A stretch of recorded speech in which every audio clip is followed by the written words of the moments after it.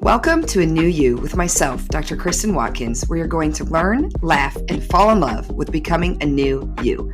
My goal with this podcast is to help you look great and feel great by bringing you simple, tangible techniques, world-class advice from experts, and proof from real-life patients. Enjoy the pursuit of a new you.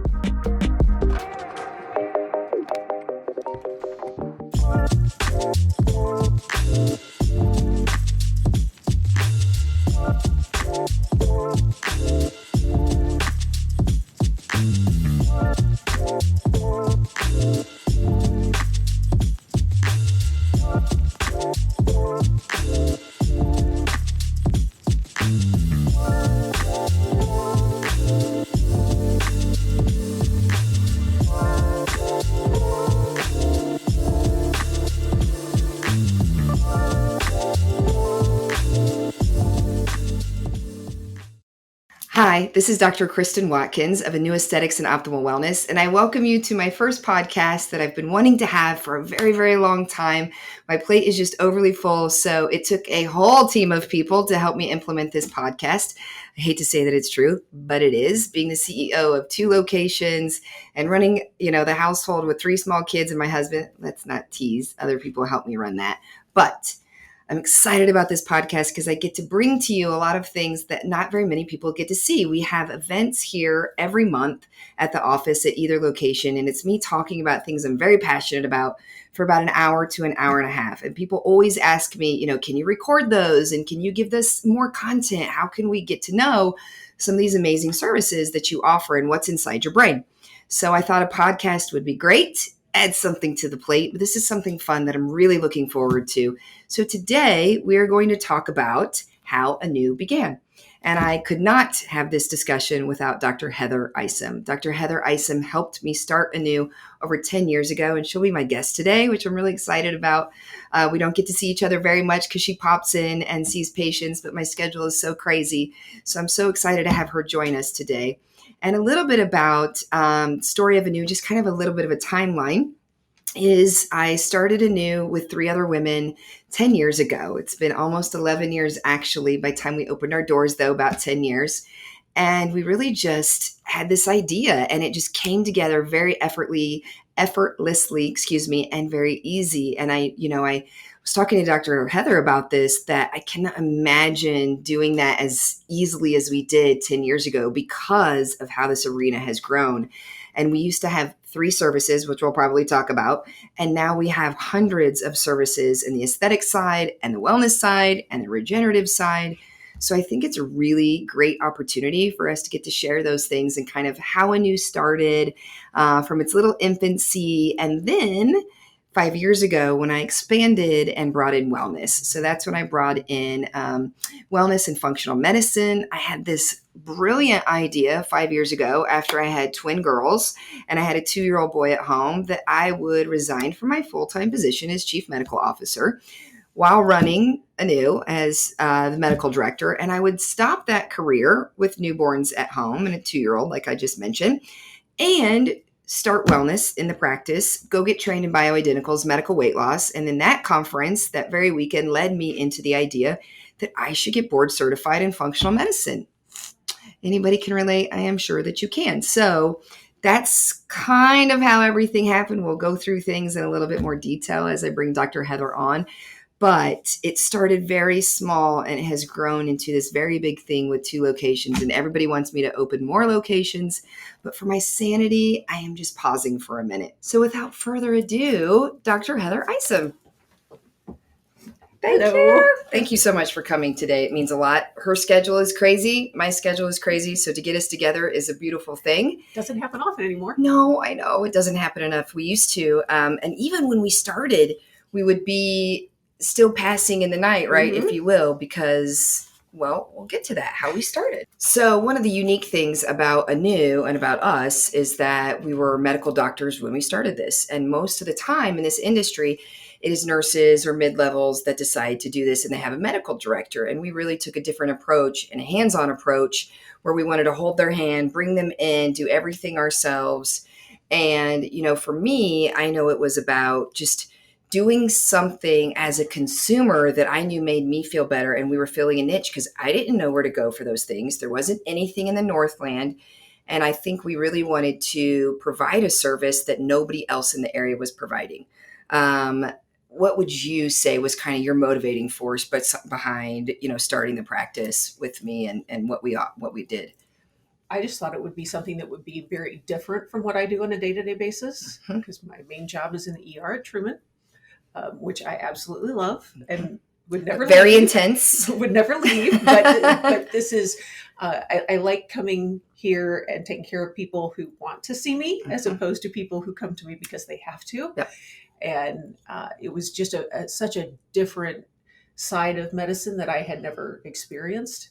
And then also just to learn all the things that you can do to help yourself to look better on the outside, which helps Absolutely. you to feel better on the inside. That's right. And that's really what it was about too, right? Is how do we make ourselves look better on the outside to feel that way on the inside, or the way we feel on the inside, how do we make that reflect on the outside? And I think as women and women physicians, I think that just really resonated with us. And we really did have those touch points with our patients all the time. Mm-hmm. And we did our first open house, and I thought maybe nobody was going to come. I mean, I remember this, and it was crazy. And then the second open house, we had lines out the door. And then the third, it just got bigger and bigger. And it really became kind of this thing on its own. But what the feedback that we got all the time was that, I can't believe you're a doctor that runs this and does everything and does all the procedures and does all the injections, because that's unlike every other med spa, really, in this area in Kansas City, but nationally, it's a little bit different than most other med spas. And I think a lot of that comes back to us knowing that what we wanted and what would another female want, right? We wanted to give them the experience that we wanted, and we wanted fun medicine. Right? Because I was in family medicine. I was working for the underserved. She's an ER doc at Truman, which is the underserved as well. And so we wanted to do something that was uplifting in medicine instead of a struggle for the patients. That really was, it was harder medicine. And we all kind of know with the last year, what that's been looking like. It's getting harder and harder to practice medicine because patients are so sick and they don't have the tools that they need to take care of themselves. So this was a great way and kind of a segue for us to go into a fun medical arena, if you will. Okay. What is I know these questions are so hard because I have to think about how I would answer them too if I was in the spotlight. So what is your most memorable experience at aNu in the last 10 years? I have to think of my answer too. I think the most memorable thing for me was that first open house, and huge numbers of people. The four of us that started it each had a room in the urgent care, and people would come and they were able to get Botox at a pretty good price. And we had far more people than we ever imagined, and went nonstop and just bam, for hours. Well, maybe it wasn't hours, but it felt like hours. It was hours. It felt like hours. And we could have done it a lot more hours if we were willing. So that was, I had never imagined that aNu would have that kind of business, and overnight now. Overnight. Yeah, it was crazy. And, as nervous as I get with expansion over all of these years, it's funny that you bring up open house, because the two open houses I've done when we expanded to this spot, and then, when we expanded upstairs the first time, when we expanded over here and we opened the second location, the thing that I could always lay my head on the pillow at night was after those first open houses, where I was like, it's going to be okay. Like, everybody came and supported, and you feel like you're making this huge risk and leap, and you are when you make these endeavors. But I think every time there was that open house when we grew, it really just helped me know that it was the right thing, and that this community really wants something like this to be present. Absolutely. And that's really been the thing that's held me every time I'm in my moment of risk and panic and what am I doing and why am I crazy and doing this? Every time it was the community and the patients that showed up and said, hey, I got you. I think this is a good move. And I think that's one of the coolest things that we've watched over the years, because people don't know that aNu started like in a room in the urgent care and then moved upstairs. And we had We had one esthetician who was also front desk / manager / everything. And the four of us would come and go because we all had different jobs as docs. And so we were working evenings and weekends. I was evenings and weekends. You guys were doing a lot of days because you were ER. And then that just kept growing and growing and just became really a practice of its own. Mm-hmm. We didn't even have to think much about it becoming a practice per se. It was an office for us. And then it just became this big practice. Right. So another thing that I'll ask you, and this is one of the hardest questions that I get when I do podcasts, so I'm sorry. If you could tell us something in 2010 before we opened, would you tell us anything? And would you tell us to do anything differently? I think I would say, don't be afraid. Oh. Like, I remember when we decided that we were going to buy a laser. Oh my gosh. And how big and how huge. I mean, that was a huge decision. And we had like roundtable discussions. and how is this going to look and how is it going to work? And oh my God, how are we going to pay this off? And I know. all those things. And, everything has worked out. And I've always been a big believer that everything happens for a reason. Agreed. I say even the bad things. I don't really think we've had any bad things. But you have to learn from him if there are. You have to learn from them. You learn from everything. And really just that first laser was the biggest step. I remember that. And do you know what came before that? It just reminded me of the microdermabrasion machine was $5,000. Oh, yes. Oh, yes. And we must have had 6 meetings and emails about buying that microdermabrasion machine. And we finally did, and it paid for itself and nothing. But it was those little things. That's hilarious because I didn't even think about that. Yeah, that was a big. It was huge. Big turning point. That was like the big jump. It was when we decided to. Yep. Take that. Yep. Take that leap. Yep. And I actually was on maternity with the twins at that time. And I was going through a thing at work, and I kind of had this idea that maybe when I left maternity, I wouldn't be going back to my full-time job, or maybe shortly. And so in the back of my head, I was thinking, all right, so if we do this laser, maybe I go full-time, maybe we'll be able to afford this dang thing, or maybe we'll expand by this laser. I'll quit my full-time job. I'll go totally bankrupt, and we'll just see how it goes. Because I was crazy and decided, right, that next month, I'll just quit my full-time job and I'll go to aNu full-time, and then I'll bring in wellness and I'll bring in hormones and I'll just go crazy. But the laser really was, you're right. It was a couple months before that. And it was that first, should we take this leap and risk? And we did it together. Mm-hmm. We all did it together. And I think that that's probably why I was more inclined to do it when I did it. I don't know if I would do that risk by myself now. I'm sure I would because I do crazy things, but would you tell us? It's amazing what things you decide that you can do on your own when you've had somebody there to do it with you the first time around. Mm-hmm. And that's absolutely right. Because the first all of it, you've been through all of it to watch the good things, the crazy things, running a company and what all that means. And I mean, Dr. Isom's right. There's no way I would have the confidence probably those first 3 to 5 years to make some of those bold moves that we made.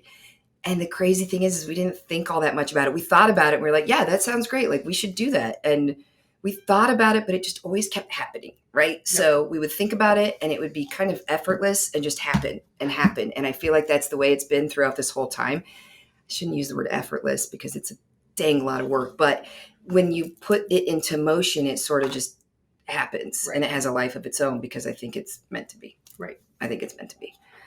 Would you tell us to do anything differently? No, I don't think I would. It's funny you say that because I got interviewed on this podcast a couple weeks ago and they said, well, what would you tell yourself 20 years ago to do different? I'm like, well, if I told myself to do that, I wouldn't be on the path I'm on. That's right. So I don't think so. We do think a lot alike. Okay. Pros and cons of being small where we were to pros and cons of being big where we are and probably growing despite my craziness and saying that I won't grow anymore because it's crazy. It's not true. Said that so many times. So what are the pros and cons of when we were smaller and when we're bigger? When we were smaller, I would say just the intimacy, that the relationship that we had and continue to have with our clients. I mean, I really consider most of them that have been with me all this time friends. And that was really nice. That one-on-one. But I still have that. So I don't feel like it's a con here with how things have grown. Con effect. I mean, I know. It's hard to say anything was bad because it really worked the way it was supposed to work. You know, we were fortunate. We had that opportunity to, hey, we're going to have this room and we'll only pay rent if we use it. So if we have no clients, then we don't pay anything. Which is unheard Never of. could do that again. No. You would find no place that would do that. No. And a med spa happening like that now would never. It gives me chills, actually. Yeah. So I don't think there were any cons, and I don't think there are any cons to how it is now either, because my long-term clients, you know, it's kind of funny. Sometimes I'll be in here to see somebody else and they'll be here to get a facial, which I don't do facials. So I'm not, you know, they're not seeing me, but I still get to see them and talk to them. And it's great. I know. If I had to think about, you bring up a good point because there's not really any cons. The only con I would say is that we don't have the same one-on-one all the time. Like I don't get to see all my patients every time they walk in the door. Like if your patient was on the schedule, you were going to see him every time, whether it was laser, Thermiva, O-shot, whatever it is. Now we have all these people doing it. But on the other side, that's such a pro because it's so hard to work into our crazy schedules that now it's more available for them to be able to do it under people we've trained, right? Absolutely. So, and then I would say the other thing that's a pro about being big, all the services we get to do. If it was just you and I, there is no way that service menu would look like that because we need so many people to be able to do it and to be able to share our vision with everybody in the community. And I think that really takes a village right now, not just, I mean, it really does. And especially with COVID and 2020, I hate to always talk about it, but people came here more in 2020 and in early 2021 that felt comfortable going out, right? And we all, obviously with all of our precautions, because they felt like this was a home and a safe place and a place of self-care. And they felt that even though we're not there with those patients one-on-one every time, they feel that when they walk in. It's the number one thing I still hear is when I walk in here, I feel safe. It's serene. I just feel like I'm at home.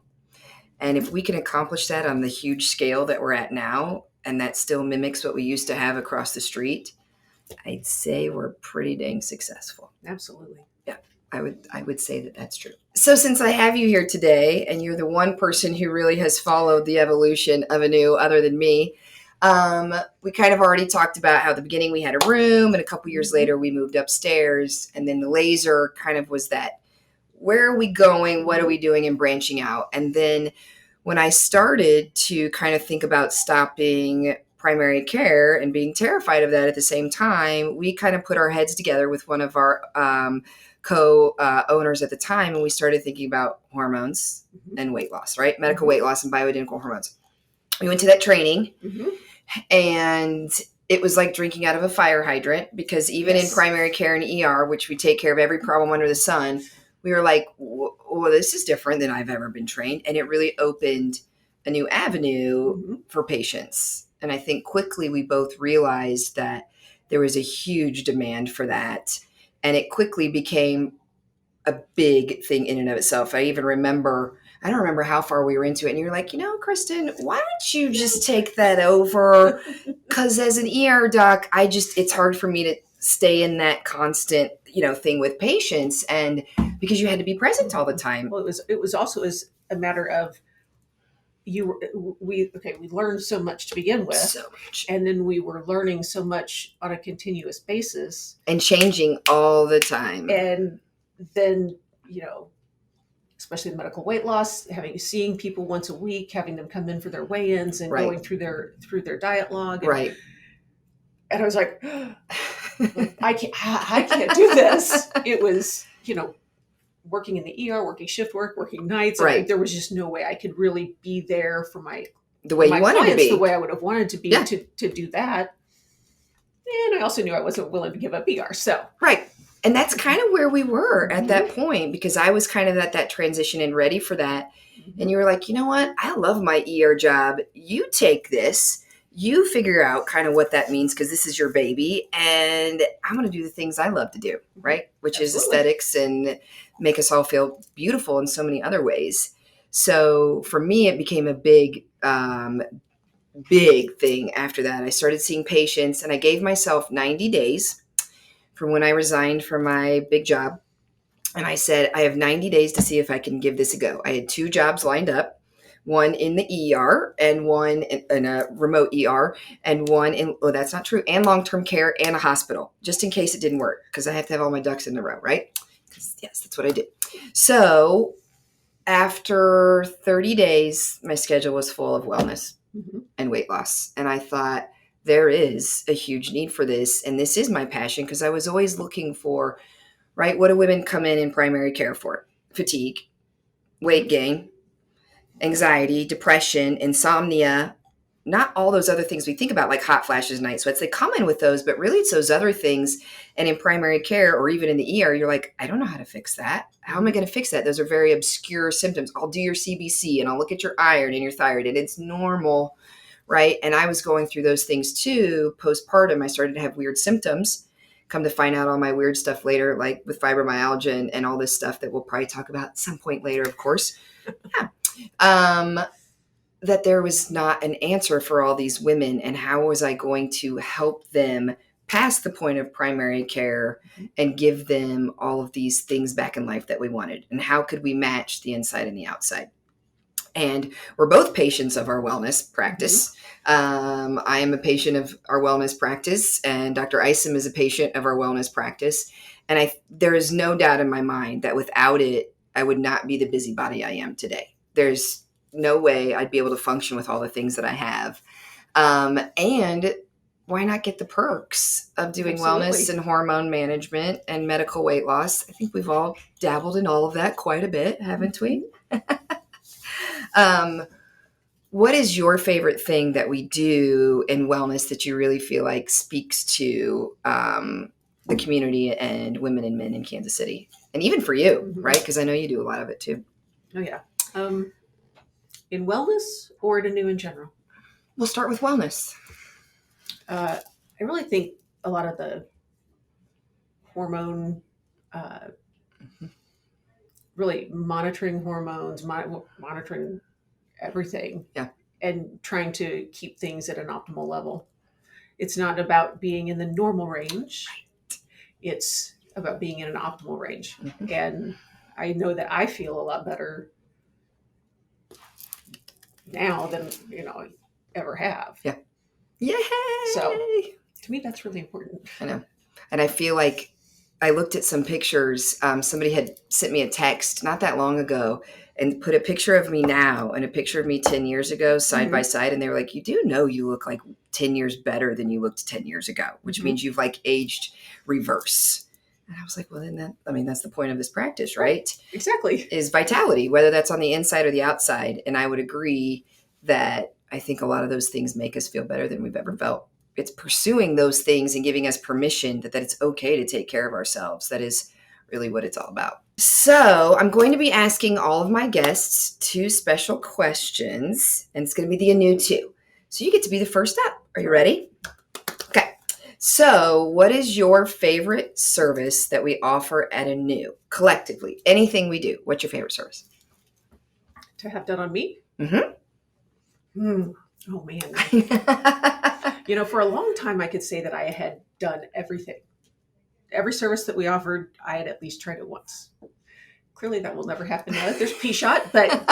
That's true. And Shockwave. You're not going to get Shockwave? Yeah. I'm not sure. I'm not even sure what Shockwave is. We'll talk about that.